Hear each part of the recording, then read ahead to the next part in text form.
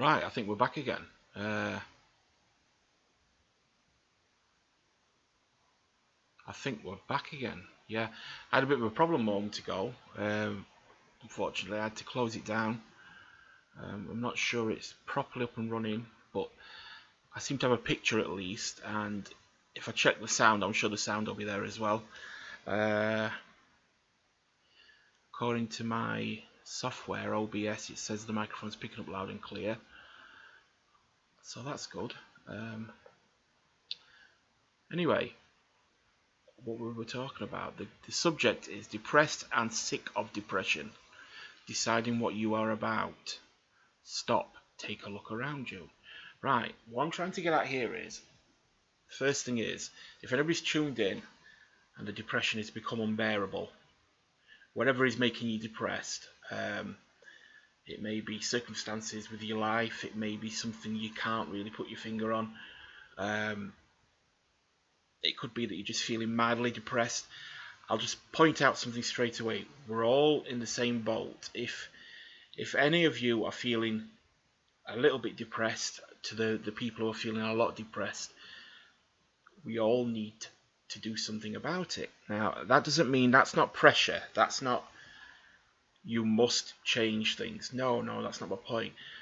The point is I'm trying to point out is, first of all, is depression normal? Is it something that does it make you? I mean, a lot of reason behind depression is that people start feeling that things don't make much sense no more. It could be on a whole life scale. Things don't make much sense. People around them, friends even, maybe you may start pushing your friends away. Things that you've always relied on don't feel the same no more. Food doesn't taste right. Sleep doesn't work right. Trust me, I lived this, and I mean, it's saying please use a keyframe frequency of your seconds or less. I'm hoping it's recording, so I'll just carry on. Let's move the mouse, see if that's okay.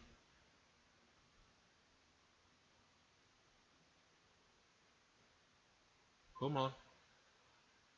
See if the mouse moves. Yeah, it's moving. So I'll take it it's recording anyway. So, look, if you're feeling depressed and low, and you're in a bad mood, you're in, whatever the reason is, there could be a reason behind it. There may not be a reason behind it. Depression is all the same thing. Now, like I say, is it okay to feel depressed? First of all, can we, as people, logically think that depression is okay, that we're alright to live with it? Yes, depression is a natural thing. Now, everybody gets depressed and low. Everybody. I promise you. We've all got that friend who says, I love life. I love this. I love that. I never get depressed. He does, or she does. We all get down. We all have those down moods. Now, whether or not that's classed as depression, that's another story altogether. But it all is equally something we should talk about. It's natural for us to feel depressed. It's an important part. Now, don't be hard on yourself here.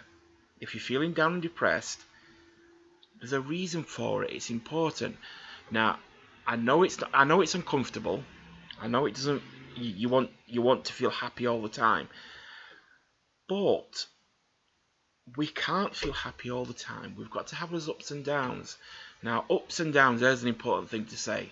You will pick up again. It's probably easier said than done for me to say that, but what you've got to realise is I'm going through the hardest time of my life at the moment. So if you want to compare and contrast, if you want to think to yourself, it's okay for you, you're on YouTube talking, I bet your life's lovely and rosy.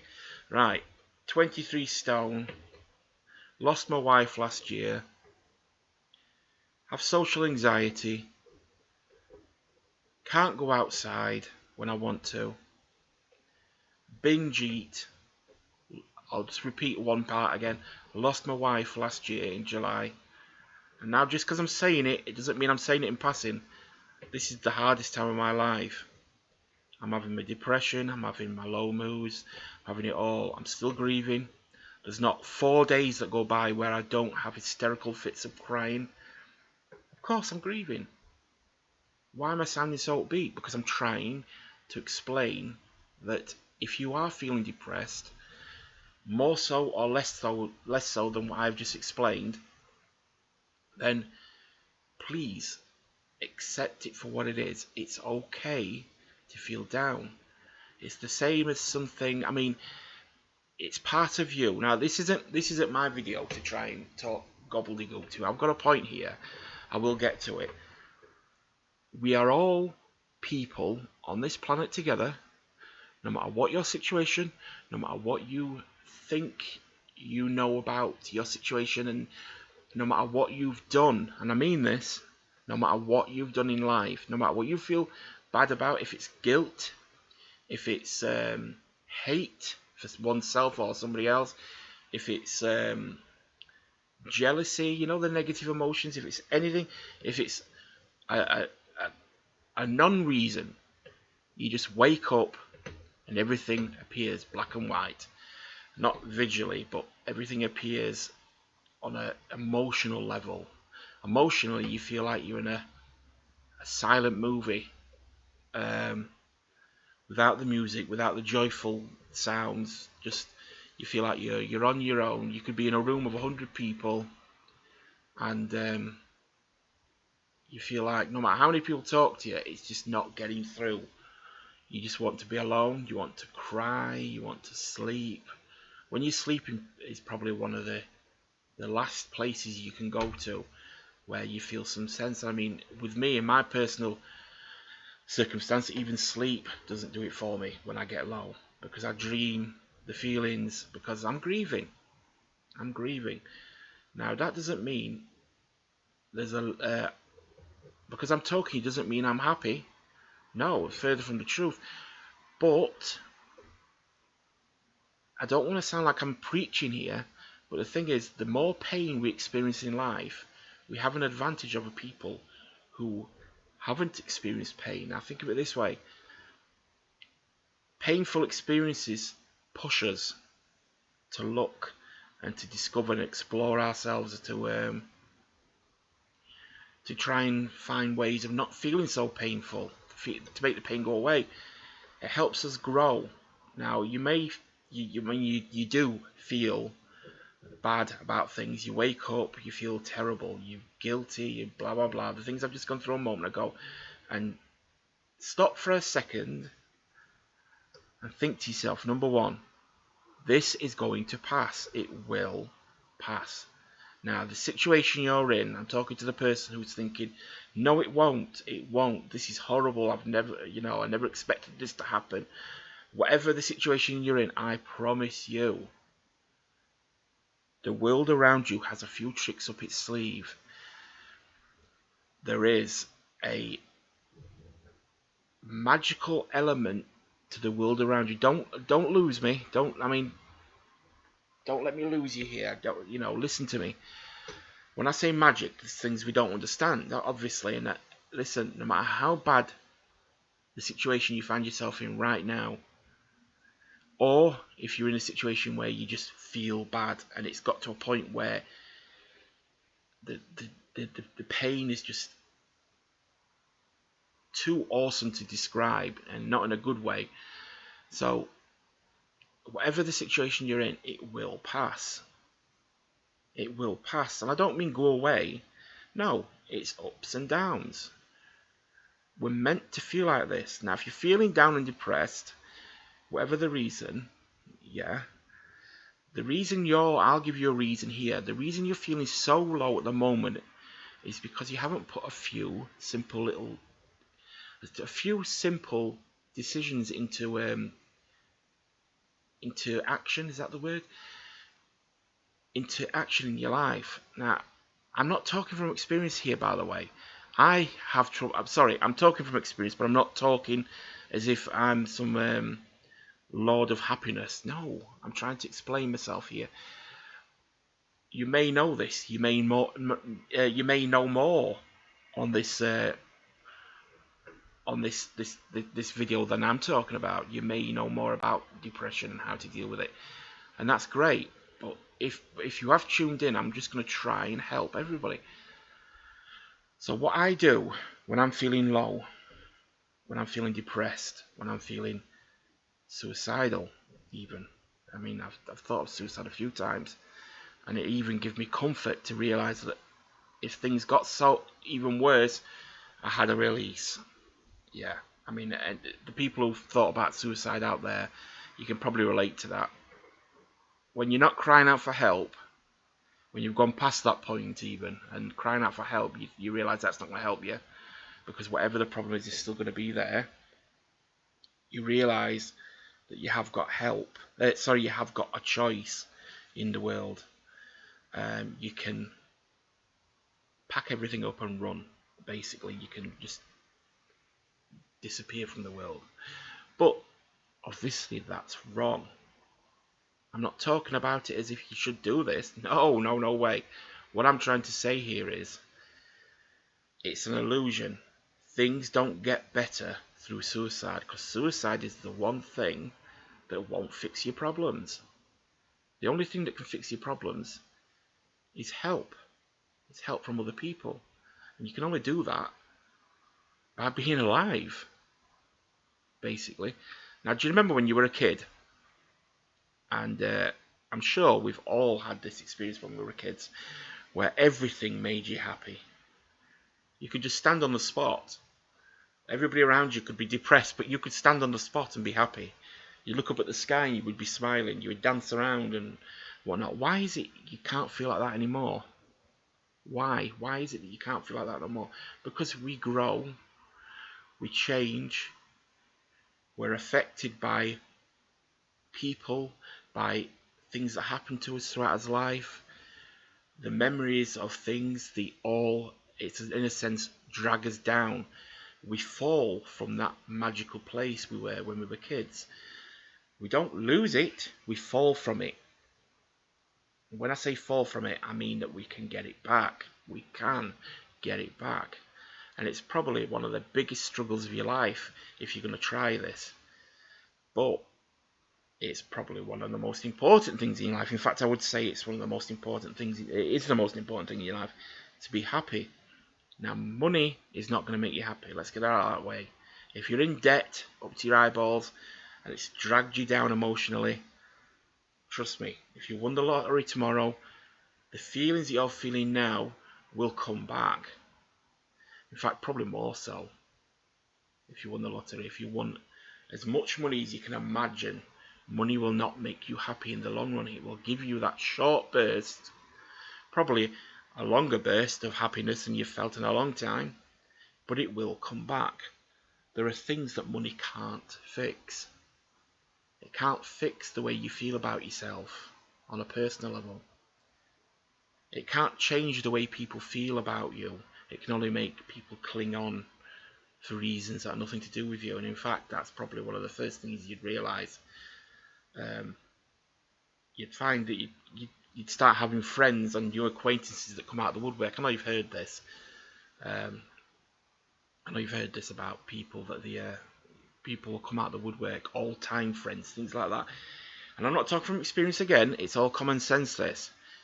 Money is a man-made construction that is falsely being used as a way for us all to think that's our target in life. To have more money, in one way, makes us think that, it's probably our upbringing. The system teaches us that to have more money is a heightened sense of happiness. Included with that has a bonus of a heightened sense of happiness. What a load of claptrap. What a load of rubbish. If you misuse money, and having money, there's a lot of responsibility involved for your own well-being. And I'm not talking about other people's well-being, for your own well-being. Having money opens up lots of opportunity for life to go wrong. There'll be things that you never thought you would be able to try, all of a sudden are open to you. And the very first time you ever buy that brand new car that you've been looking at for the past few years, the very first time you buy it, you'll be thinking to yourself, that's me now, I'm happy. I've got the car, I've got the yacht, I've got the got the friends, I've got the social life, I've got this, I've got that. What makes you think that that will make you happy? You can still stand in a room full of 100 people and be a billionaire and still feel like you're on your own. You know, you can still be on the sea in your brand new yacht that's just made of the same materials you're sitting on now, wood, plastic, metal, makes a nice sound, glints in the sun. You can still be on that and still feel just as depressed as you did at your lowest point in your life. So who's lying here? I mean, we're brought up to believe that money's going to make us, by default, happier. Well, a load of rubbish. It gives us a momentary boost, and lots of things do that for us. Lots of things give us that momentary boost. I'm starting to touch on the reason you're depressed. If you look for momentary boosts of happiness in life, you're looking in the wrong place, I promise you. Yeah? With me, it's food.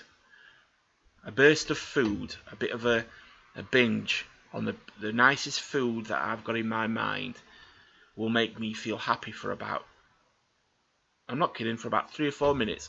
Whilst I'm consuming, I will feel happy. It's sort of like a hypnotic trance I'm in while I'm eating. There is a reason for that. There is a reason. But people like me go to the excess, thinking that because I felt happy whilst I was eating the food, therefore I should ram food down my throat because I'll just feel happy all the time. Yay, you know, like that. Wrong again. Wrong again. I broke a simple little tool that gives us a little bit of happiness. I've broke it. I'm misusing it. I'm always treating it as a drug. So food for me pulls me down. Once I've eaten all that food I've been looking forward to all day, once I've had my fish and chips, if you know what that is, it's just basically fried fish and chips. I like that. Once I've had that, once I've had my chocolate bar, once I've had my pint of Foster's a lager, or once I've had my cup of coffee with lots of sugar in and cream, once I've had all that, how disgusting does this all sound? Once I've had it, I have to wake up the next day. And I get a hangover from food, can you believe that? Right? Now if I'm in a particularly good mood, I'm just left with a hangover that will eventually pull me down. I've got a swollen stomach. I start feeling bad about myself, regret, and I've been through this a million times. That's an exaggeration, yes. Thousands of times I've been through this with myself, that the food will not make me happy. But on the night, I'm willing to take the risk of waking up the next day with a deep depression just so that I can have that momentary fix. Because I think that's the way forward for happiness. Obviously I've found out that that's not the truth, and I've got something really special to tell you eventually, but I would still talk about you here. So you've tuned in. Now that you may be in a deep depression. Right. Like I say, let's just summarize here. It's normal. This will pass. It's there for a reason. Right? It's doing something. It's maybe giving you food for thought. Maybe giving you a reason to think about your circumstances in life. First of all, stop in your tracks now. Look around you. Breathe. And realize to yourself that you are your own worst enemy. You are making this worse by letting the depression take control. Easier said than done again. Here we go. But the point is, the depression isn't meant to have freedom of, it's not meant to go over you like a body wash. You're meant to think about this. Why is it that you're depressed? What is it that made you feel depressed today? If you've got a reason, you're onto the right track there. If you haven't got a reason, like a lot of people, clinical depression can be like this. You wake up with it.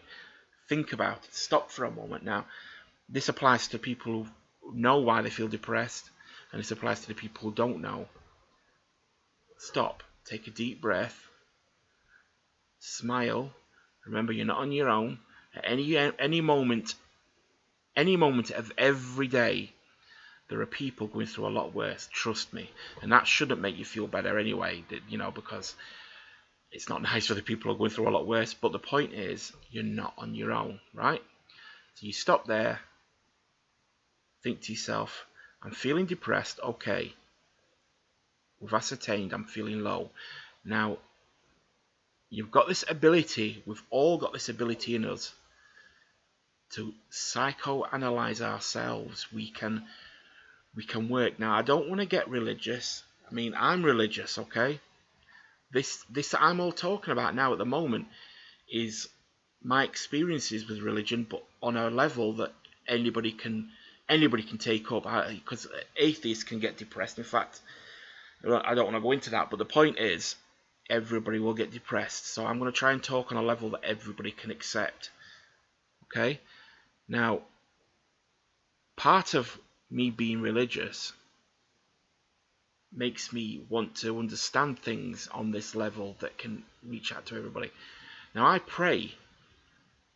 How can an atheist, how can a person who's come here asking for help, I'm not going to turn you away, how can an atheist benefit from praying if they don't believe in the power of prayer?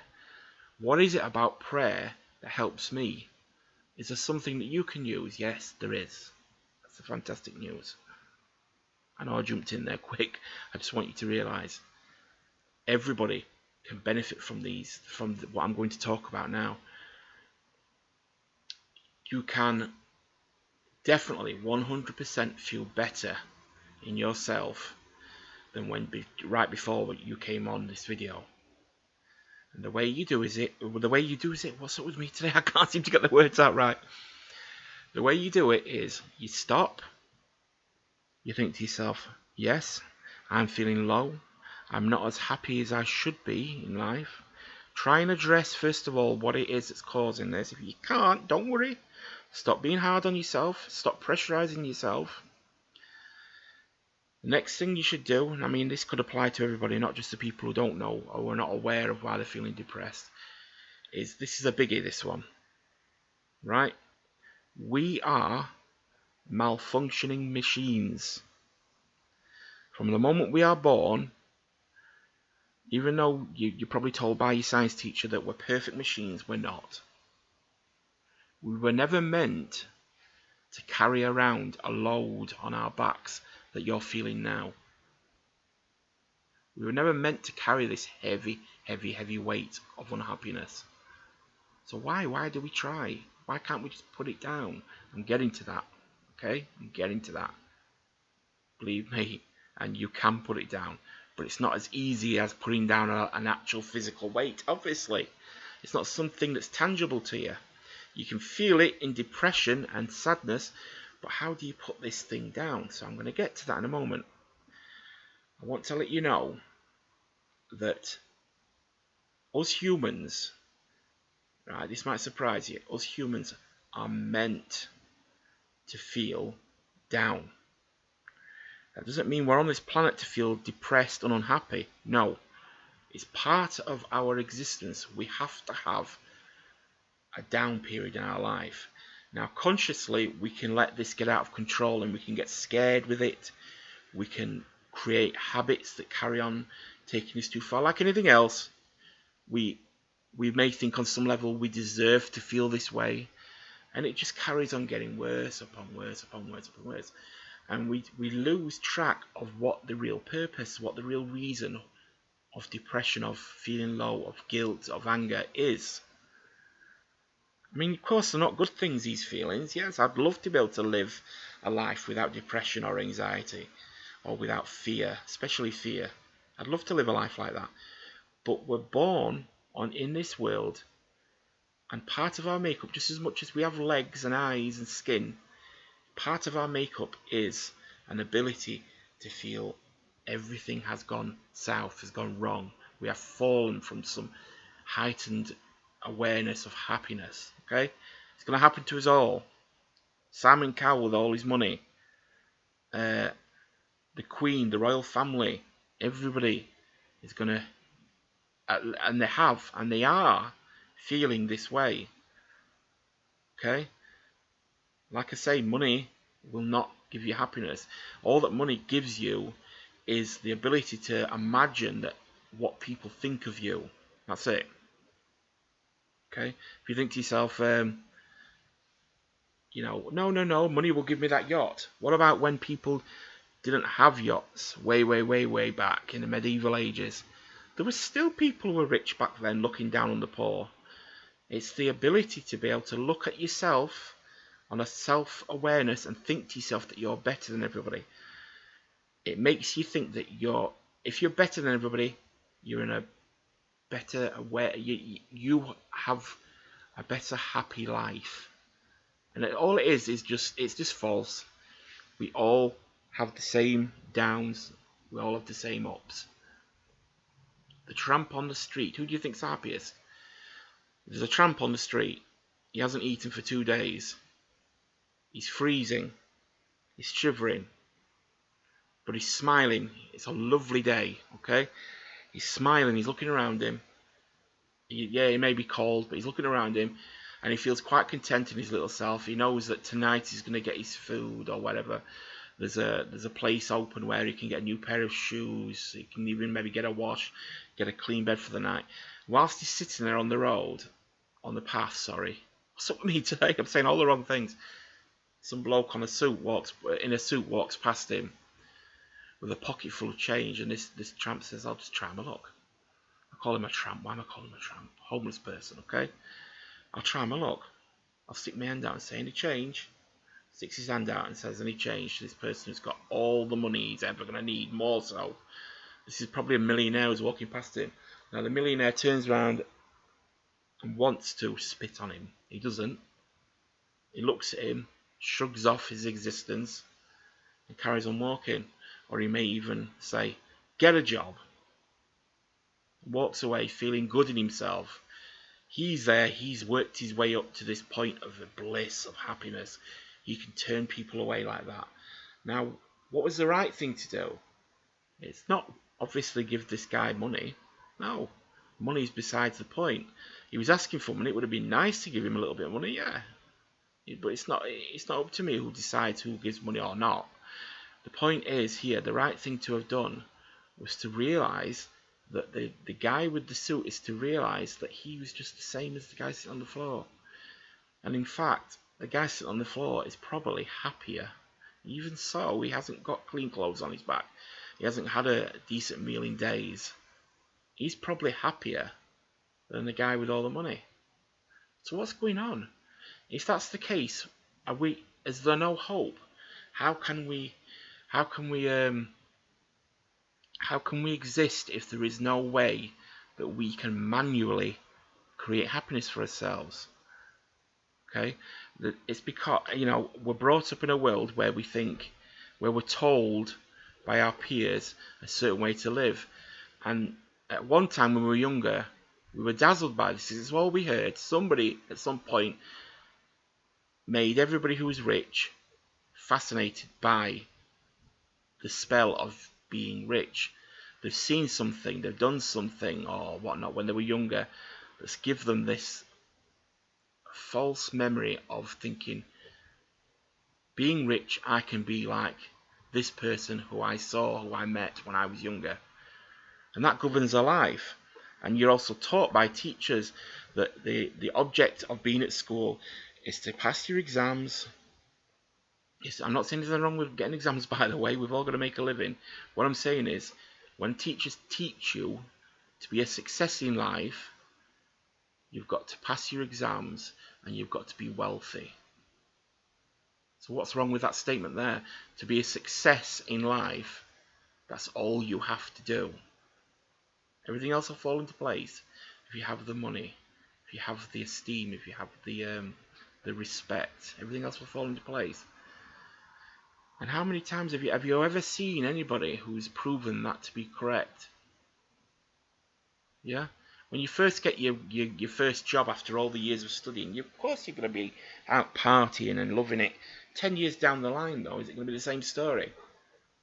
They're going to be wishing that they never took that job in the office again when the sun's out and they're in the office, or whatever job it is, and they've been doing it every day. Start thinking, do I really need to be earning this much money? Are they in a trap? Are they and when I say trap, I don't mean this in any bad sense. What I mean is, you can get married and you can trap yourself financially into sort of a cage. You love your wife, you love your children, don't get me wrong, but you're an emotional, you sort of in an emotional cage. If you're going to leave, you're going to hurt other people. If you're going to leave your job, you're going to hurt other people. If you want to start again, your children who don't understand are going to go through a period of change where they lose all their toys, they probably lose their home and whatnot. So it's a lot to ask anybody to do. In fact, that's probably the reason a few of you have tuned in for this talk on depression. I'm not suggesting that you drop everything. I'm not suggesting that at all. What I'm trying to explain is that when you were a kid and you were getting brought up to think that life was about your existence now, when you stop and think about it, how wrong were they? Why is it that nobody has pointed this out? That our teaching about living in this world is all about making somebody else money. It was never about you, about your happiness. It was about your part in a bigger machine. Basically, slavery. If you want to put it bluntly, slavery is still real. Not as in the way that we're physically punished and whatnot, but as human beings, like I say, we were born to be malfunctioning machines. We don't know how to live properly without help. We don't know how to be happy without help. We don't know how to be around other people without help. We can pick up tricks of the trade where we can we think that we're pretty cocky with something. We've learned something new, and for a while we're happy because we think that we're better than other people, and great, we're at the top of the game for a little while. Eventually everybody who's below is going to stop going wow, and you're going to start thinking, is this what I really wanted? Because you're going to be left with your little gift that you thought was amazing. You're going to, have you ever heard the saying, be careful what you wish for, it may come true? It's so very true, that statement. Be careful what you wish for. Anyway, so your family, you love your family. You lived your life when you were younger. You were getting brought up to believe that being a part in a bigger machine is happiness. Like I say, it's all a lie to get you all to this point in your life. Now, this doesn't mean if you're feeling depressed and what I've said is hit a chord, this doesn't mean that all hope is lost. No, as a matter of fact, which might surprise you, you're at the beginning of a fantastic journey. You have got to see where you're going to place your feet. You're at the beginning of a fantastic journey. People who haven't got this opportunity, people who have got everything laid down on a plate, what do they call people like that? People who are born with a silver spoon in their mouth, sort of thing. People like that, unfortunately, don't have this gift of this fantastic journey coming. They don't probably never get the opportunity to be pushed or desperate enough to need change, but they will get depressed and they will be unhappy secretly. All the things going on around them are being taken care of. Yeah, they've got clean clothes on demand. They've got food cooked and prepared. They've all these things that actually can bring you joy are taken away from them because having money, people have thought, I should be happier than this. So they're trying to use money to find that holy grail of happiness, and they're continually getting ridiculously deeper into sadness by looking for new ways of using money to express happiness.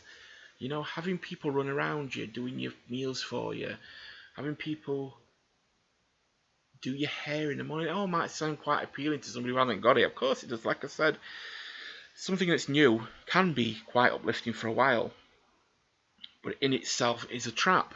again, because eventually you'll be left with a lump of coal, metaphorically. You're left with whatever it is that you thought made you feel happy, and you wonder why you ever felt happy about it. You're left with it and all its functioning parts to deal with. You're responsible with things. People may rely on your part playing in this. So, yes, we're brought up in a type of slave environment. Okay, how you deal with that aspect of your life is entirely your choice. I'm just trying to explain.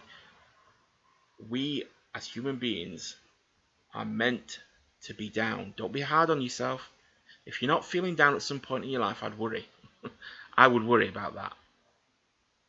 Okay, because if you're not feeling down, oh well, good luck to you if you're not feeling down. But my point is, there's something not normal there. We all get down. We all get unhappy. Right, take that pressure away straight away. Stop saying to yourself, I shouldn't feel like this. My friend, my sister, my brother doesn't feel like this. They do. Everybody does. So take that pressure off your head straight away. Now, the point I was covering a little bit back as well. As human beings, we are not meant to be load-bearing machines. And I don't mean as in a physical way, and I mean as an emotional weight. We can only handle so much emotion before we break, before we buckle, before we fall. This happens a lot. It happens a lot to me, and it happens a lot to everybody around us. Falling doesn't mean that you can't get back up. You do. You struggle back up again. You carry on pushing forward. And your ability to maybe push forward is a little bit less than it was before.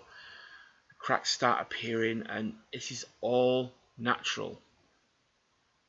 What you have to do is stand still for a moment. Stop.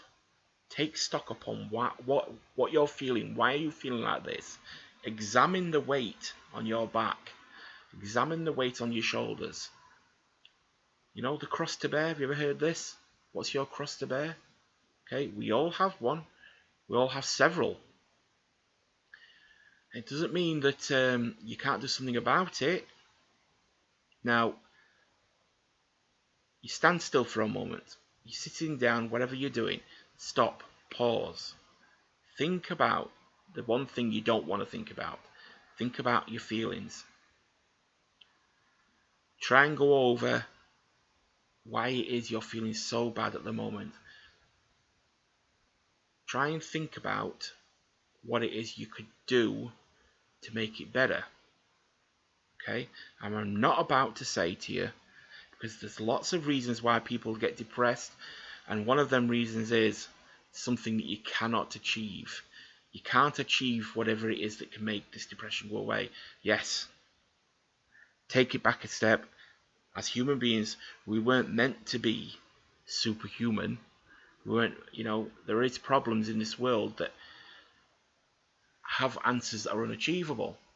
We can't fix an illness on its own. We can't make a bad memory go away instantly at the press of a button on its own. On its own is important here. We can't, whatever reason it is, there is reasons why this problem won't go away easily. Okay, that doesn't mean you can't start feeling happy. You can't start feeling happy. Winning the lottery will probably get you through to the next day, the next month, the next year, like I say, and the problem will still be waiting for you, depending on what the problem is. It will come back. It'll come back even worse. So winning the lottery will just give you a break. You can't fill your life full of breaks because you've got responsibilities, you've got things, people, things around you that are involved with the way you felt when you felt low, that are going to drag you back. It's not their fault. They've got a life to live as well. Now, you stop, you think to yourself, so what's this problem? Can I get rid of this problem? Yes, you can. You can get rid of the problem. And I don't mean, if the problem is, say for instance, an illness, right? You can't just drop an illness that might be a bad illness. You can't just drop it, can you? You can't just get it off your shoulders. Or can you? The point is here, I'm not going to say there's a magic trick and we can all be well and happy. No, the point is, like I say, as human beings, we're not meant to carry this weight. By putting it down on the ground, though, it's still part of us. It doesn't mean that we can't ask somebody to help us and carry. So you imagine yourself walking up that incline in Rome when Jesus was going to be crucified. He was carrying that cross all the way up there. Now, believe me when I say this, Jesus had the ability to not be there at that moment. He could have just gone. He could have just gone. He could have dropped the axe and probably been executed on the spot. That was one way of getting out of it. He could have used his abilities that people have heard about and just vanished. He had options, but he chose to carry this weight. Why? Right? Why did he choose to carry this weight? The reason is he had an advantage on us all. He was a perfect human being. He is a perfect human being. Wherever he was sent from, right? Okay, wherever he was sent from, I don't want to use names and things here to lose you. I'm not going to start dictating things about religion. The point is, imagine, just hold disbelief for a moment. If you're finding it hard to believe, if you're an atheist, just for a moment, we all have this ability that I'm going to say next. Just for a moment, imagine a world where Jesus, in the way you've heard about him with all his powers, imagine there was a world that existed with Jesus in it. Okay, just hold disbelief for a moment. You can do that. You're a grown-up. Come on, you can imagine, you can open up and you can think to yourself, alright, what if there was a world where a superhuman being existed 2,000 years ago? Right? Why did he come to Earth then? Why did he put himself through all that pain? Right? He was letting us know that no longer do we have to carry that cross on our back ourselves. He was taking the cross. He was going to carry it. He was going to carry the weight for us. Through choice, he had the ability and the power to make a difference. Okay, now remember, suspend your disbelief if you're an atheist. Imagine that there's this superhuman person. If it helps, imagine it in the films. Yes, Superman is all a way for our subconscious to try and express this inner ability that we all have within us. Now, what Jesus was teaching us, and I may be wrong exactly on the details here, but I do understand it from a point of view from somebody who's learning from the ground up, because I do need to take a step back here for a moment. Any atheist watching, anybody giggling, thinking another Bible basher, I was, up until about 2011, about as religious as a piece of wood. I was about as religious as a lump of coal. My whole family. Can you be worse than an atheist if you believe in religion? Yes. My whole family never believed in anything. That's worse than being an atheist. Having a I don't know attitude. What do you think's out there? I don't know. You think there's a God? Yeah, there's something up there. That's worse than being an atheist. Not having a focal point is worse than being an atheist. All atheists deserve full respect about their opinion. They really do. It's a journey. It's a journey. They may or they may not change their attitude in life. They may find something, they may not. They may go further into atheism. That's fine. It's their choice. Not having an opinion, in my opinion, is really bad. You've got to look deeper in life, and that's what I did. And it wasn't just accidentally. I found something searching for me. I'm not going to go into this, like I said, I don't want to lose you all. I found something searching for me that got me eventually, long story short, to where I am today, where I know 100% that there is an afterlife. I know 100%, 110, 200% that there is a God. And I also know a million billion % that whatever God is, He loves us and he wants us all to be happy.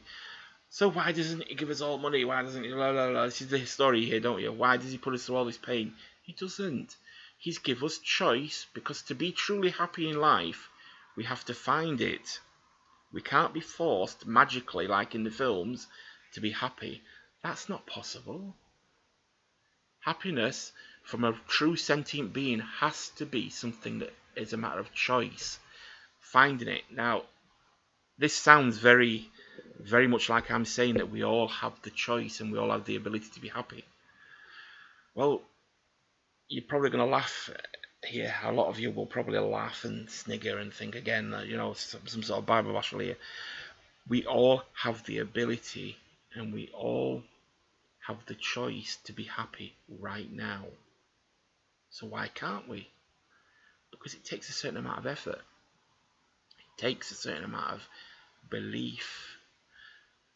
And I don't mean faith. Faith comes with belief. When you hear people say you've just got to believe in God, no matter whatever you imagine, if you do need a certain amount of proof in life to believe in anything. You do. And that's the journey I took. And I could go on about this all day if I wanted to, which I'm not going to. I found that proof. And some. Yeah. A lot of you might think, yeah, okay, he's a little bit crackers. Whatever he believes in, I'm happy for him. I'm jealous even. I wish I could be happy like that. Well, I'm not happy, number one. But I do have a strong belief. And in fact, it's not even a strong belief. It's just pure belief. I know what's out there. I don't know what God is, but I know he's there. And as a result of that, I followed along the lines just to see what Jesus was about. Turns out Jesus is God. I mean, it's all written in the Bible. You've probably heard this as well. But Jesus is, was, and will ever be God. How can that be? How can God be up there and Jesus be down here? That's not important. The point is, he sent himself down to our level. When he realized that people were falling short, were not perfect, none of us could live up to the standard he wanted us to be. The standard was, in a nutshell, was for us to be perfect, to live a perfect life, no sin, ever. And sin literally is just a matter of looking at somebody the wrong way one day. Sin is just being rude. Sin is anything really that's not perfect. So how could anybody ever live up to God's standard? And to live up to God's standard meant you could get into heaven. So you can imagine heaven was a pretty desolate place at the time. But believe me, since Jesus has been here, heaven is pretty full. I don't mean it's full to the brim, it's reached its limit. What I mean is it's stocked nicely with lots of beautiful souls. And this is because, now hear me out, if you're feeling depressed and low, okay, you're doing this to yourself. We were given the gift, the ability to say to ourselves right now, stop worrying, give it to Jesus. Give it away. Give the pain, the fear away. If you're atheist, I'm sorry for saying the word Jesus, but this is the one thing I don't know how to express in a different way. We have to give our pain away to the person who came 2,000 years ago. Suspend your disbelief, atheists. Suspend your disbelief for a moment. A superhuman being came to the earth. If you're into aliens, yes, give him the description as an alien if you like, if it helps. If you want to think of him coming down in a spaceship, do that. It doesn't matter. The point is, he came. He had an ability to help all of mankind, but first he had to understand what the problem was. God, where he is up on his throne, right? Happiness, loving us all. How could he ever understand? I mean, he does. He understands, but he needed to physically understand what it is that's malfunctioning in us all. Why couldn't he just magic it all away? He wants us to love him. He wants us to love him. He already loves us, but he wants us to love him from our own choice. So he's not going to take our choice away to get us to love him, or we'd just be robots. We'd be no better than AI. No better than artificial intelligence, would we? We're born and love, and what'd be the point in living? You know? Anyway, so Jesus came down to earth, and he let us all know in the process of him being crucified that he has got very broad shoulders, and he is going to take all the weight. Now listen to this. This is beautiful. He's going to take all the weight of all the sins, of all the negativity of mankind that has ever been here, right? Right up to that day, and then guess what? His shoulders were even broader than that. He was able to take away all the future sin, even sin that hasn't been properly settled within our life. He's taking that away. The moment you sin, he's taking it from us. Now, yes, you still feel it. You still feel that, you do something wrong, you still feel bad. And what I mean by he takes it away is we have to do, it's a promise, right? He promised he would take all our sin away. Now, what is a promise? I'll give you the difference, the contrast here. An oath means it's happened, it will happen, that's it, written down, that's it, it's going to happen. Oath. A promise is something that depends on an action. Sort of, if you promise your friend that you're going to take them out for a pizza into the cinema, you say, I promise you I'm going to take you out tomorrow night to the cinema and buy you a pizza. All on me. Okay? The promise is saying that you've done your part. What part is it your friend has to do? Your friend has to be there. Your friend has to meet you halfway. Because if he doesn't, how can you take him out? So you're not giving him an oath because he might not turn up. The very same principle happens here. We're living our whole life holding all this pain, all this bitterness, all this anger, jealousy, fear, right? The word fear, we all know what that means. We're all carrying this on our shoulders, and we never had to. We never had to. All we had to do was say, Mr. Jesus, I will love you even more if you take away all this pain from me. Now, yeah, you might not say it like that. There is a standard to speak to him. He does deserve respect. But I'm trying to speak from everybody who's listening in here. There might be kids who are giggling at what I'm saying, but they've tuned in. They might be going through a bad time at school. This applies to you as well. It applies to everybody. I'm not some sort of magician or something here. I'm not giving the answer to all problems and everything. This is something we've all got. I'm just explaining it. I'm explaining this ability that we all have. We all have this ability that Jesus gave us.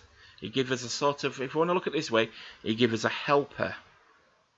It's all within us. It's called if you want me to say it in the terms that I use, he all give us the Holy Spirit inside of ourselves. We're sort of, I mean, tell me if I'm wrong here, if it's not written like this, but this is the way I see it.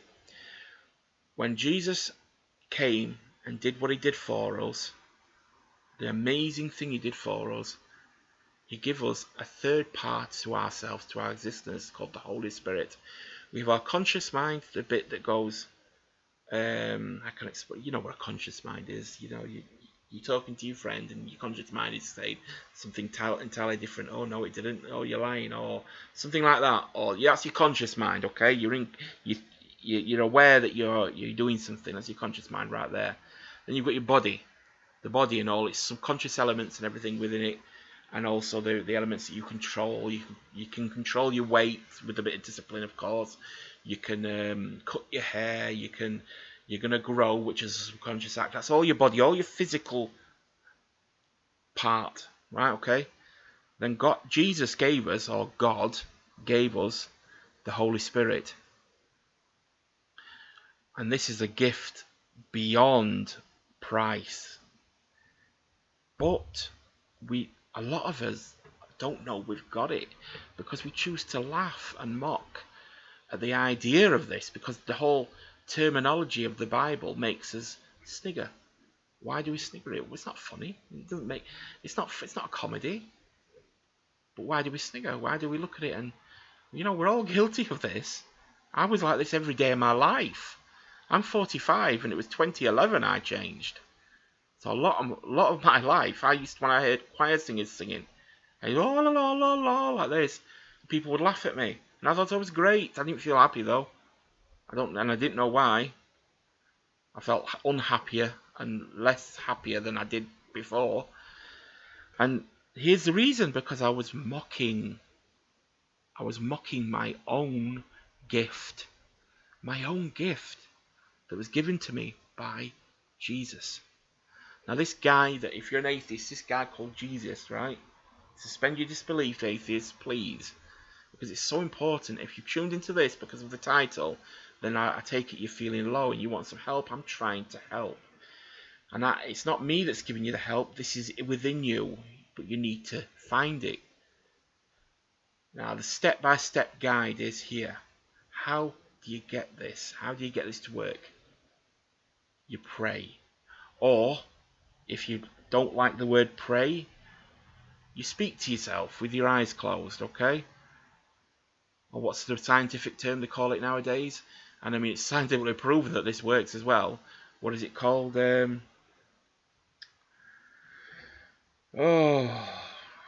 What's the word for it? Mindfulness. Mindfulness, there you go. This is exploding out there, and the scientists won't say it's prayer. We're actually praying when we're doing mindfulness, but whatever works for you.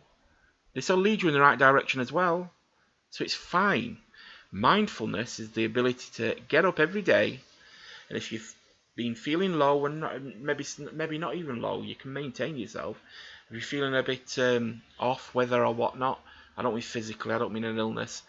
Whatever it is, well, it can be an illness as well. Whatever it is, the scientists have proven without a shadow of a doubt that being mindful about your situation, your position, your place in the world, and thinking about your current dilemma, addressing it and sort of pulling it out like a bad spot, a pimple, pulling it out and looking at it, takes away its power. They don't know why, but the psychologists will have some sort of theory on it.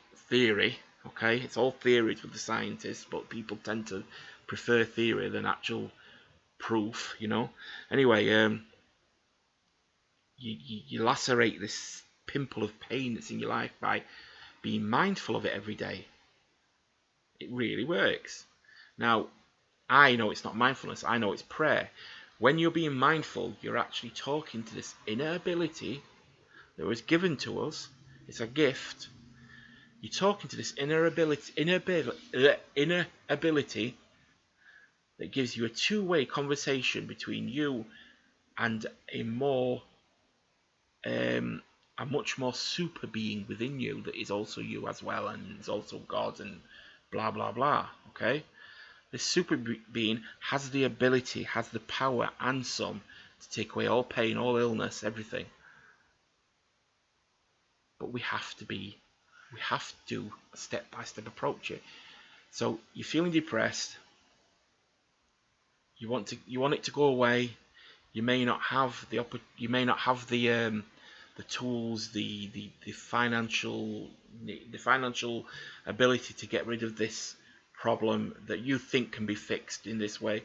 So what can you do? What can we all do? We can all close our eyes, can't we? We can all pray. In fact, even atheists do this daily.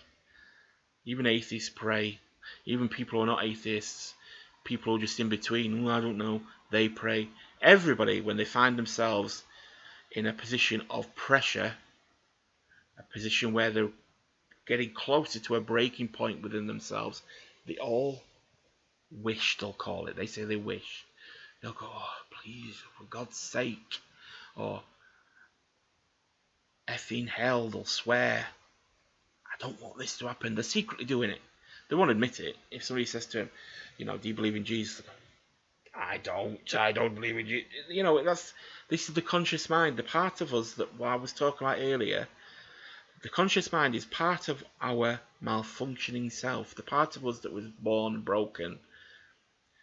When we're born, we're very clean and shiny. We're like a well-oiled machine, but we're heading for all these problems. They're going to happen to us all, and it's because we're not meant to be perfect. We were never meant to be perfect. Sorry, I've got this bit wrong here. We are meant to be perfect beings, but when we're born, for the reasons that the Bible covers, in my way of looking at it, right, my belief, my knowing, is that at some point in the past we fell from grace. I mean, it's in the Bible about Adam and Eve. Now, if you want to look at it from an atheist point of view, something happened to our ancestor. At some point, even the hardest person who can't believe in anything on the planet knows that we all came from some origin, didn't we? Okay, if you want to believe it was a puddle, then so be it. We all came from some original place, and at some point there, as beings, we were perfect. We were as good as we're ever gonna be. All right, and this is the bit where I need you maybe to suspend your disbelief if you don't believe in God and Jesus and everything. We were created, and our Creator was quite happy with our Creator was quite happy with his little creation. And he gave us this ability to think for ourselves, and it made him love us more and more. He loved his creation. He loved watching us develop. He loved watching us love him. And we were thankful. And it all came from freedom of will, this, of course, because without freedom of will, we weren't, he'd have just created automatons, wouldn't he, that would love him. And it's not the same, is it? Which would you rather have? A machine dog that licks you and loves you, or a real dog that licks you and loves you? Which would you rather have? We'd all, of course, want the real dog. If you could take away all the poo and everything, of course, we'd all want the real dog. Because a machine, you just know there's nothing in there. There's no spark. It's just made to do that. The machine doesn't know what it's doing. It appears that it does, but we're not stupid. We know it's not. We know it's not real love, not real emotion. Anyway, so God created us in his image. That doesn't mean physically, as far as I know. It doesn't mean physically. It means we are basically like him. He wanted to love something. He created us. He wanted us to love him. And at some point we started looking around us and thinking, there's other things here. For a moment I want to enjoy things going on around us. The creation that he'd created, the world, we started looking at other ways of making our own happiness. And we stopped loving our Creator as much anyway. And then we started eventually saying, look, we don't need you as much anymore. Three's a company. Give us a break, Obviously that's going to upset your parents, isn't it? If your parents find out that you don't love them, they're going to be upset. And if somebody came along to them and said, look, I can give you your kid's love back, he's going to do, or she's going to do everything to get that love back again. But they don't want to force us. They don't want to lock us up in a room and say, don't come out until you love me. How ridiculous is that? How do you get somebody to love you? You hopefully give them the opportunity to find their own way back. And of course you've got to be in a position, as the creator's got to be lovable. And trust me, he is. That's what God is. Whatever love is, he is love, right? But we've stopped looking. It's like the gift that I'm talking about, the Holy Spirit. We all know on some level we've got it, but we've stopped caring. We've started thinking that we have the ability to fix all problems with our human world, with our money system, with our ability to build and create. All these abilities, although they are good, are not meant to be load-bearing abilities. We're not meant to create some structure that makes us happy. We're not meant to. We haven't got the strength to make happiness on our own. And God knew this a long time before all of us listened to this and me speaking were born. And he wanted to understand it though, so he sent somebody down, himself in other words, but in a physical form, had all the failings of a real human, to understand how to fix what's happening here. Before that, yes, anybody who's Celtic watching this, anybody, is it Celtic, Wiccan, all that, before that, gods like that were what mattered to mankind, because we were different then. We were different. And God, just the same as humans, realised he needed to work on the universe, make things different, and he changed things. So when people start saying, hang on, the Wiccan law was here before God, and yes, it was. God was always there, of course, but these constructs were just as important as things are to me now, as back then for the people back then, really. It was all they had. They had a system of sacrifice to get things to happen, to rain, to crops to grow, and things like that.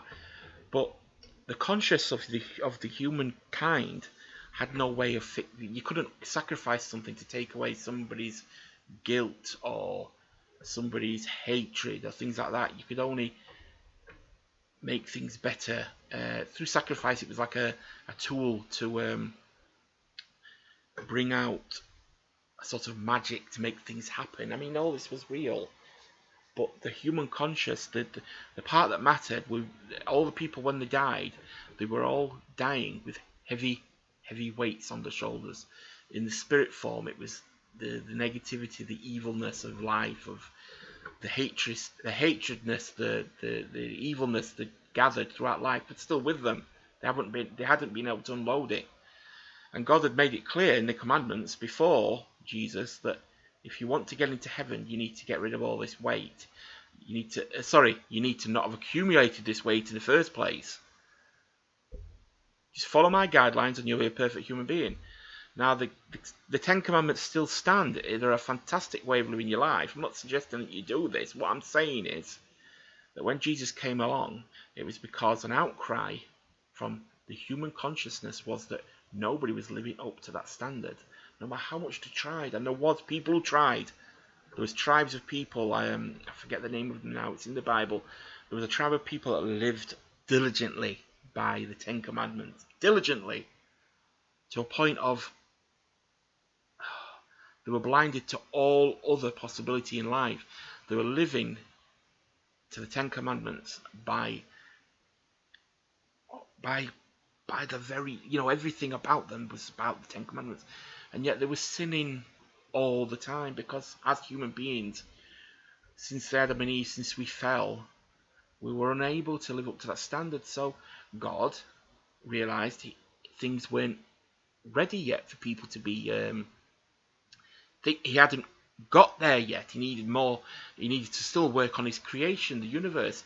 So he sent himself down as his own son. It's a bit hard to grasp that, I know. But he came down in a human form so he could understand the plight of mankind. And he left as a gift. He took all the weight away from us. All the hate, all the negativity, all the sin. He took it all away from us. As long as we meet him halfway. Like the guy that you're going to take to the cinema and a pizza. You can't take him if he doesn't turn up. So it's a promise. Jesus promised us all. He says, I promise you all, you are now free from sin. Well, why do I still feel sinful? Because you haven't followed your side of you haven't asked me to take it. You haven't reminded me of my gift to you so that I can work on it and get rid of all the sin. There's a process involved, mate. Come and take away all my sin, please. That's the prayer. Or as lots of people do every day. Please, I hate being in this situation. I wish it would go away. Oh, I hate my life. I wish I could be happier. It's all prayer. Why do we do it if we don't believe in God? What are you hoping for if you don't believe that prayer works? Are you crackers? Are you crazy? No. We all know. We all know deep down, underneath our failing consciousness, like I say, the consciousness, the part that is the most evident to us, is covering over the truth of the inner beauty that we all have within us. We all have the ability to shed this depression. Now, you're not going to get happy overnight just by saying, please God, take away all my pain. No, it's a process. It's a process. And at first, the depression and the anger or whatever it is you're feeling does fog the issue, does get in the way. You'll still snigger if you try and pray. You'll still, if that's your thing, you'll still think of it in disbelief until you start seeing things happen, and you'll slowly start. Subconsciously, your subconscious will start working on the ability of your innate ability to reach out and receive your gift. And the prayer will start working more and more and more and more. You have got a side to play here. You've got to ask. Now, like I say, from the atheist point of view, I always consider the atheist because it's so important. You can't just be angry at atheists like a lot of religious people do. They're not going to go away. You've got to help them. We've got to help them. They're laughing at me saying this because they think, no, you're the one who needs help, mate. But that's fine. Like I say, there wouldn't be atheists if they didn't totally disbelieve what I'm saying, but they wouldn't be listening to me either. They wouldn't be here. And as atheists, we do need to help everybody. If I truly do have the right knowledge here to help you, okay, just suspend your disbelief for a moment and imagine that this is all true. If I truly do have it, then maybe you want to just look at it for a second and think to yourself, does this warrant some research? Am I feeling so low? Am I at my wit's end that I'm willing to try anything? Don't feel guilty if that's what you're thinking. Go into another room and say, hey, God, if you're real, please help me. Please help me. He knows what your reaction will be if he does help you. This doesn't mean everybody's problems are going to go away, but asking for help means that you will get help in some shape or form. The massive wisdom of God means that some of us are suffering for a reason. Okay? But a lot of the reasons why people suffer is brought on through lack of understanding, of lack of knowledge. If you need any extra help, please comment down below here and I'll try my best. I'm at the same stage as you, mate. I'm at the same stage as you here. I'm learning. The only difference I've got here is I truly believe. Okay? I truly believe. I know what's out there and it's beautiful. And what's wrong with saying I'm happier as a person that I can just, at any moment, I can just ask my friend, my Lord Jesus in heaven, I can say, please help me. I'm really struggling with this. Please help me so that I can serve you better. Yes, the word serve came out and I was talking about slavery. No, stop worrying about that word serve. What it means is we're going to help. It's a double-sided sword. Like I say, it's a double-sided thing. We're going to help Jesus by him helping us. But we can't help Jesus to reach more people if we don't get over this pain, because pain will fog your vision, will fog your feeling, will fog your emotion. Lots of us have been through periods in his life where we feel totally devoid of anything, and we've carried on getting pain. It's because we've not asked for help. Simple as that. Not properly anyway. Not from the heart. Lots of us are going through pain, and you'll say to me, but a lot of people will say, yes, I asked every day for so long and I had nothing happened to me. It's a load of rubbish. You're talking out your bottom. And now you've got to realize, see, while you were asking for help, you were thinking them thoughts that I've just said on some, maybe not the same words, but you weren't believing it. If you like knocked at somebody's door who had something for you, and you said, look, I don't believe in you, and I don't want to ever believe in you, but give me that. He'll say, go and do, take a jump or whatever. I'm giving it to somebody else who deserves it. Now, I'm not saying God has favourites, but if you're not going to look him in the eye and ask for help, how can he help you? It's not meeting halfway, as a human being, if somebody come up to you and says, look, give me a tenner, from a human being's point of view, yes, you'll get this twang of anger and you'll go, take a jump, like, I'm not giving you nothing. From God's point of view, he'll say, no, son, daughter, you're not reaching out. I can't reach you. You've got anger in the way. You've got disbelief in the way. You're mocking. It's all this. He's not angry at you, by the way. He never is. He never will be. He's the God of second chances. No matter what you've done, no matter what you've done, I want to make it clear now, you can get it off your shoulders. How beautiful is that? Some people might even tear up. No matter how awful life is, it can get better. Not like some people may say to you, time is a good healer and all that. Time is a good healer if you're healing. And to heal, you need help. We can't do it on our own. We're not physicians. We're not physicians. We're not surgeons of our emotional state. We don't know what we're doing with the conscious mind. It's a very simple. Our conscious mind is a very small but simple part of ourselves. It can be powerful when it, especially when it comes to doing ourselves damage. We can make our life a living hell with our conscious mind by repeating things constantly. We can make a thought pattern that we live by every day. We can hate ourselves. If somebody carries on bullying you at school when you're younger about your weight, eventually that's what you'll see. Because even though you want to blame the bully, it's come to a point where your conscious mind is doing the work for the bully. Okay? We've all got to face the reality that we as human beings don't have the strength, don't have the ability, we don't have anything as human beings on our own to deal with this massive responsibility of emotional state. We need help, and we were given it. Way before any of us listening now were born, we were given it. Okay? But to switch it on, you need to reach out and switch it on. And the way you do that is prayer. First of all, just do a very easy prayer. Just right now, listen to this. Close your eyes. Say the words. Say these words after me. Lord Jesus, I've just heard from this YouTube video that you're real. I'm not sure if you're real or not, but what I've heard is that I can get some peace. I can be happier. I can get some peace in my life.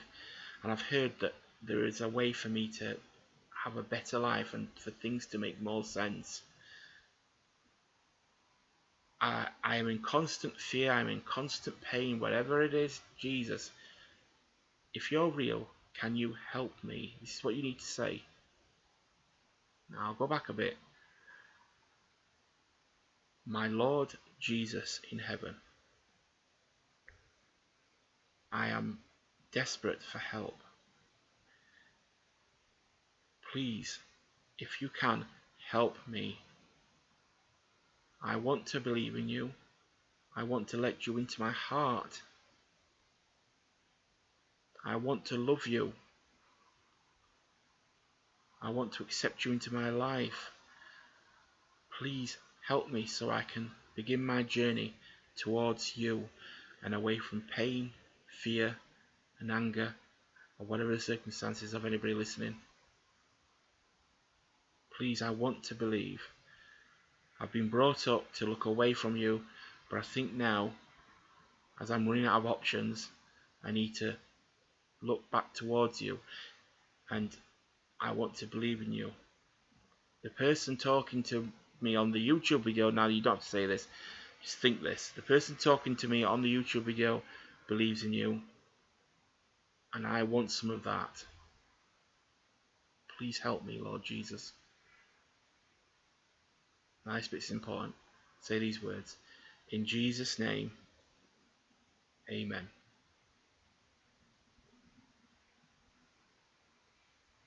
Right. Now if you said that, you're on your way. You're not born again at the moment, or you may have been. It depends on what you've said and what you've thought and what it meant to you. Now if you've said this, you're on your way, I promise you. Don't expect Hollywood effects to happen. You're not. The room's not going to be filled with alien laser beams and stuff and conspiracy theories popping up and men in black. None of that's going to happen. It's a personal thing. I can't even come close to what experience you're going to have. Now, just with that prayer there doesn't mean it's going to happen. You need to pray every day now. Every time things get bad, or just please consider this, just for the sake of it, for now, until it makes more sense to you, then you'll just automatically, like me, go into overdrive because it's amazing. Trust me, mate, it's amazing. You will start loving people that you never thought you could love. Your boss, who you can't stand if it's your boss, or the person at work, or somebody, an acquaintance who you can't stand, you will start wondering why you ever couldn't stand them. They will stop being able to get under your skin so much. And you'll start thinking, I've changed a little bit here. You may have a weight issue that really drags you down, like myself. And as like myself, I ask for help in that respect. Please help me. I've tried all my life. Diets don't work. Exercise doesn't work. I don't keep it up. I'm my own worst enemy. But to live a better life, I said I need to lose this weight because it's holding me back. It's making me negative and angry and fearful and unhappy. And guess what's happened to me? Guess what's happened to me? The weight is dropping off me again because all I do now throughout the day is I have my breakfast, which is generally a slice of toast. I know it's important and all that, but the point is I now eat fruit throughout the day. I couldn't go near this stuff at one time. Fruit. And it's answered my prayer, because one of the biggest problems I had with diet was when I started slowing down with my food, my body would just slow down and cool down and go into a sort of semi-starvation mode, wait for me to have my tea. By then I was starving and dribbling at the mouth, and all the calories of my tea would be stored because I've gone into starvation mode. That's how starvation mode works. I wouldn't lose it.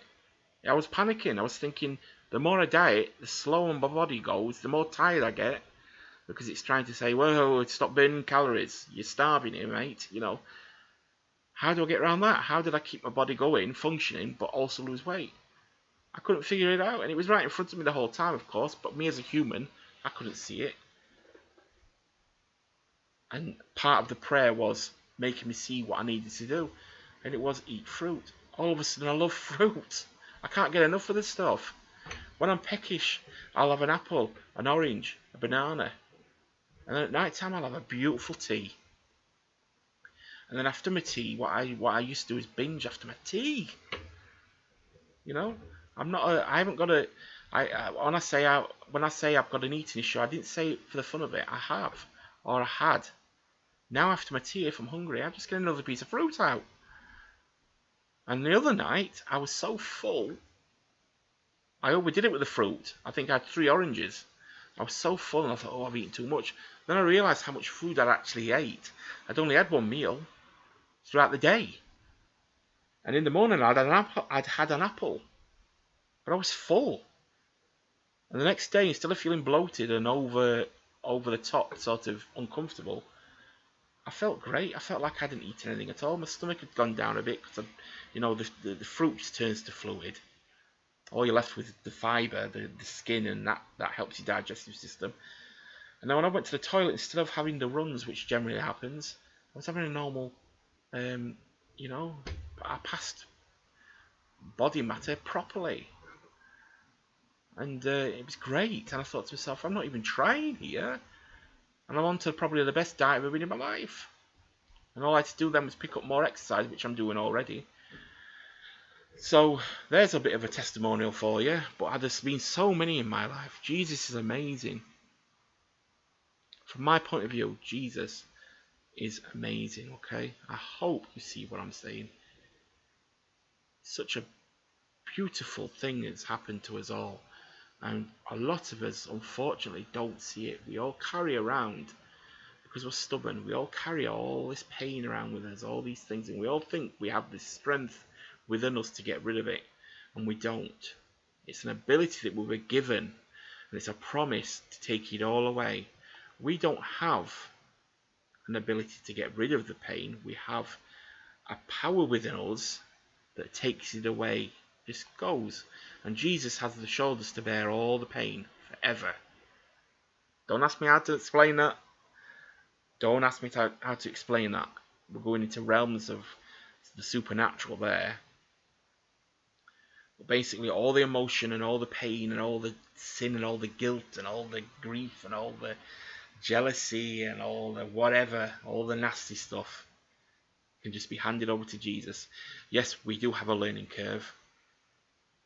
Our upbringing has stopped us looking in the right direction, and we lose focus. But it's easily attainable. And like I say as well, as a human being, I've been praying for a bit now, and there's been people praying all their life, and none of us are 100% perfect prayers. We are all still learning because we are faulty as humans. When we fell from grace, we weren't meant to be perfect. We've got to find our own way back so that we can love what's really out there, God. We can love him properly, truly, and understand what the love is about. We can understand what God is, but to do that, we have to find our own way. We have to scramble and dig and find what life is about ourselves. But please stop carrying the pain. Stop carrying it. Give it away. It takes effort. I still get down every day nearly. I have these depression spouts like a volcano erupting because I'm going through the grieving process. Just because I'm praying doesn't make me doesn't give me this thing, like floating around on cloud 9 sort of thing. No, I'm just the same as you lot.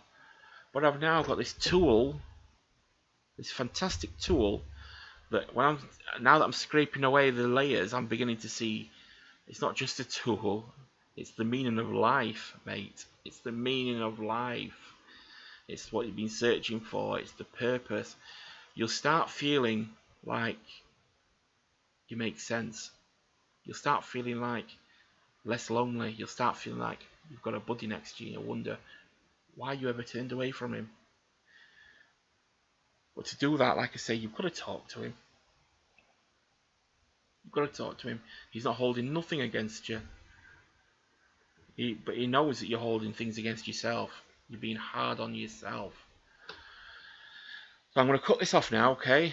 But I'm going to carry on doing these because it's not something that a lot of, this won't have touched the sides for a lot of people who eventually tune in, because somebody typing in depression, they're doing this in secret, a lot of people, and they see a lot of these depression videos. I hope I help you. I hope I help you on this video, but if not, I'm going to carry on doing these. It's about my own personal experience, about my own life. But trust me, this works. This works. It helps a lot with daily life. We still have problems to deal with. We still have circumstances to deal with. But who would turn away from a helping hand? Who would turn away from that? No one. So I'm trying to tell you, it's there. You just need to ask. You need to stick your arm out, not physically, but you have to put your hand out in a gesture of requesting what it is that's ours. It's ours. We need to ask for it. The way we get there is through belief, and the way we get belief is through seeing God's grace. This is when it happens to you, it's called God's grace. When you start feeling God's grace, you'll know. Like when you haven't seen that friend for years and you wonder what they look like, and you're in an airport waiting for them or something, and you see this bloke walk out or this girl walk out, and you know straight away it's them. They've changed, but you'll never forget a face. It's the same thing. You'll never forget when God's grace comes, because we've all been there. We've all been living in God's grace before we were born. We all know what to expect, but our conscious mind, our faulty mind, stops us from getting there. And that's a lot. There's a lot more to talk about there if you want me to go into it. Any likes and any comments on that? Why do we have this faulty, ridiculous conscious mind that gets in the way? Why are we our own worst enemies? There's a real reason for it, and it's fantastic. But I just don't want to lose people in the religious side. But if you want to hear it, my point of view, it's all accessible. It's all online as well. Just read the Bible. But if you want to look for it yourself, by all means. But if you want me to talk about it, likes and comments, even subscriptions. Well, subscriptions would be great, and I can talk to more people. But please, let me know, okay? Thumbs up, likes is great. They will do the trick. And a subscription, of course. If you subscribe, you'll know when I'm going to say my next video. It'll pop up. The little notification as well, the little bell thing. I think it's at the right of the video or something. Anyway, thank you for tuning in. Thank you ever so much. Of course, I love you all, and I'll speak to you in the next video. Okay? Chin up. Everything will be fine.